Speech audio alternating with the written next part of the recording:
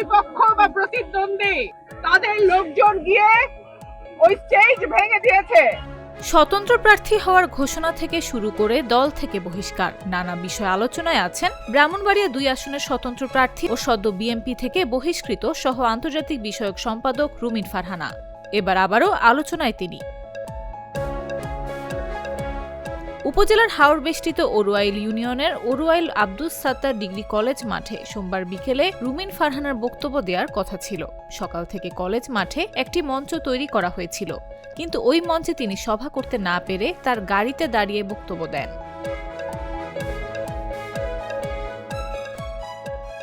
এ সময় তিনি অভিযোগ করেন তার পথসভার জন্য তৈরি করা মঞ্চ প্রতিপক্ষ ভেঙে দিয়েছে। আগামী ১২ তারিখ এই ঘটনায় জবাব দেওয়ার আহ্বান জানান তিনি।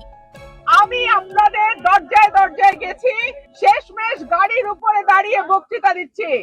আপনারা আগামী ১২ তারিখ এই অন্যায়ের সমুচিত জবাব দেবেন।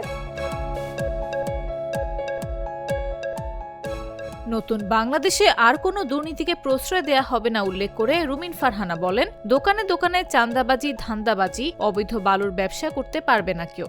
পরে তিনি ওরুয়াইল বাজারে গণসংযোগ করেন। চিত্রা নদীর উপরে যে রাস্তাটা, সেইটার ডিওলেটার আমি যখন সংসদ সদস্য ছিলাম তখন দেয়া হয়েছে। এটা নিয়ে দেন দরবারও হচ্ছে।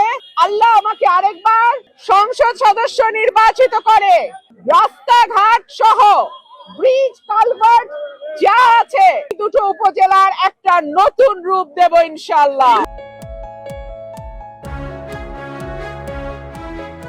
এ বিষয়ে সরাইল উপজেলা নির্বাহী কর্মকর্তা ও সহকারী রিটার্নিং কর্মকর্তা মোহাম্মদ আবু বক্কর সরকার বলেন, নিয়ম অনুযায়ী প্রতীক বরাদ্দের আগে প্রার্থীরা সভা সমাবেশ করতে পারবেন না।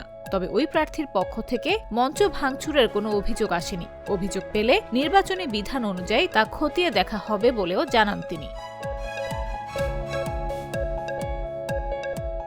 ব্রাহ্মণবাড়িয়া ২ আসনে বিএনপি নেতৃত্বাধীন জোটের শরিক জমিয়তে উলামায়ে ইসলাম বাংলাদেশের কেন্দ্রীয় কমিটির সহসভাপতি জুনায়েদ আল হাবিবকে জোটের প্রার্থী করা হয়েছে।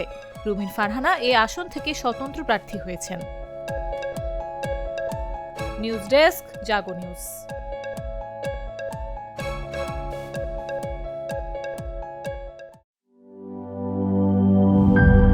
গ্লিটারের টুইন লেমন ও অ্যান্টিব্যাকটেরিয়াল ফর্মুলা বাসনকে চকচকে জীবাণুমুক্ত করে আমাদের দেয় গ্লিটার গ্যারান্টি।